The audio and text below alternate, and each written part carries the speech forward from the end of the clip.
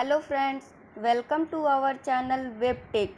आज के इस वीडियो में हम जानेंगे कि पॉलीमॉर्फिज्म क्या होता है और पॉलीमॉर्फिज्म के कितने टाइप्स होते हैं, और ये भी देखेंगे कि हम मेथड ओवरलोडिंग और ओवरराइडिंग को कैसे अचीव करते हैं। तो चलिए स्टार्ट करते हैं, देखते हैं कि पॉलीमॉर्फिज्म क्या होता है।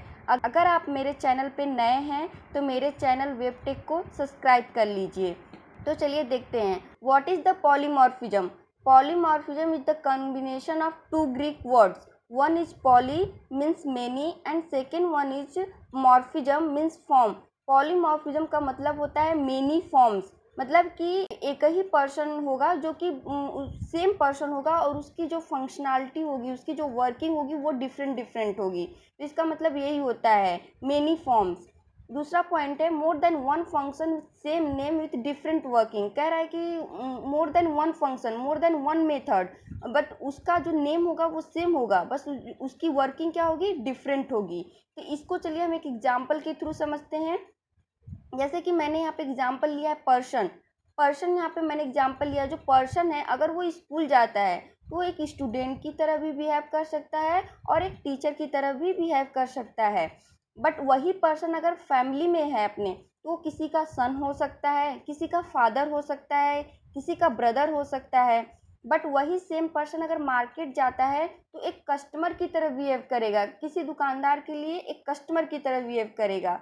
और वही सेम पर्सन अगर अपनी फ्रेंड्स के साथ है तो वहाँ पे फ्रेंड की तरह बिहेव करेगा। तो क्या है, यहाँ पे पर्सन एक ही है बट उसकी जो फंक्शनैलिटी है हर जगह क्या हो रही है, चेंज हो रही है। तो ये होता है पॉलीमॉर्फिज्म। पॉलीमॉर्फिज्म को समझने के लिए ये एक बहुत ही अच्छा एग्जाम्पल होता है। तो चलिए देखते हैं कि टाइप्स ऑफ पॉलीमॉर्फिज्म क्या होता है। Types of polymorphism, there are two types of polymorphism. जो पॉलीमॉर्फिज्म होता है वो दो तरीके का होता है। पहला होता है स्टैटिक और कंपाइल टाइम पॉलीमॉर्फिज्म, एंड दूसरा होता है डायनेमिक और रन टाइम पॉलीमॉर्फिज्म। तो स्टैटिक और कंपाइल टाइम पॉलीमॉर्फिज्म देखते हैं। A polymorphism which is achieved by compile time called static polymorphism और कंपाइल टाइम पॉलीमॉर्फिज्म। इसका मतलब ये है कि कंपाइल टाइम के समय जो हम अचीव करते हैं उसे हम कंपाइल टाइम पॉलीमॉर्फिज्म कहते हैं। और डायनेमिक पॉली, इसका जो एग्जाम्पल होता है वो होता है मेथड ओवरलोडिंग। सेकेंड है a polymorphism which is achieved by run time called as dynamic polymorphism और रन टाइम पॉलीमॉर्फिज्म। ये कह रहा है कि जो रन टाइम के समय जो हम अचीव करते हैं पॉलीमॉर्फिज्म वो होता है रन टाइम पॉलीमॉर्फिज्म या डायनेमिक पॉलीमॉर्फिज्म। इसका जो एग्जाम्पल होता है ये होता है ओवरराइडिंग। तो चलिए हम देख लेते हैं कि मेथड ओवरलोडिंग एंड ओवरराइडिंग क्या होता है। मेथड ओवरलोडिंग जब हम बनाते हैं उस टाइम हम इन तीन बातों का ध्यान रखते हैं। पहला होता है कि जो भी हम मेथड क्रिएट करते हैं, जितने भी मेथड हम क्रिएट कर रहे हैं, सारे का जो नाम होना चाहिए वो सेम होना चाहिए विद इन सेम क्लास। और जितने भी हम मेथड क्रिएट कर रहे हैं वो एक ही क्लास के अंदर होना चाहिए। डिफरेंट नंबर ऑफ आर्गुमेंट्स, इसका मतलब ये है कि जितने भी हम मेथड क्रिएट कर रहे हैं उसके जो आर्गुमेंट पास करें वो डिफरेंट होना चाहिए, डिफरेंट होना चाहिए, सेम नहीं होना चाहिए। तो वो क्या अचीव कर लेगा, मेथड ओवरलोडिंग। मेथड ओवरराइडिंग क्या होता है, मेथड ओवरराइडिंग में जो मेथड क्रिएट करते हैं वो सेम नेम का होना चाहिए but different class. But class क्या होना चाहिए, डिफरेंट होना चाहिए, एक ही क्लास के अंदर नहीं हो सकता, डिफरेंट क्लास के अंदर होना चाहिए। सेम आर्गुमेंट्स, और उसका आर्गुमेंट क्या होना चाहिए, सेम होना चाहिए। और मेथड ओवरलोडिंग को अचीव करने के लिए इज अ रिलेशनशिप यानी कि इनहेरिटेंस होना चाहिए, तभी वो मेथड ओवरराइडिंग कहलाएगा। तो चलिए हम इन दोनों का एक एक एग्जाम्पल देख लेते हैं। पहले हम मेथड ओवरलोडिंग की बात करते हैं। जैसे कि मैंने यहाँ पे एक एग्जाम्पल बनाया है क्लास सम, और इसके अंदर मैंने एक मेथड बनाया ऐड, उसके अंदर मैंने दो वेरिएबल पास किया और रिटर्न करा दिया n1 प्लस n2। फिर मैंने दूसरा मेथड क्रिएट किया, उसके अंदर तीन आर्गुमेंट पास किया। फिर मैंने तीसरा मेथड क्रिएट किया, उसके अंदर चार आर्गुमेंट पास कर दिया।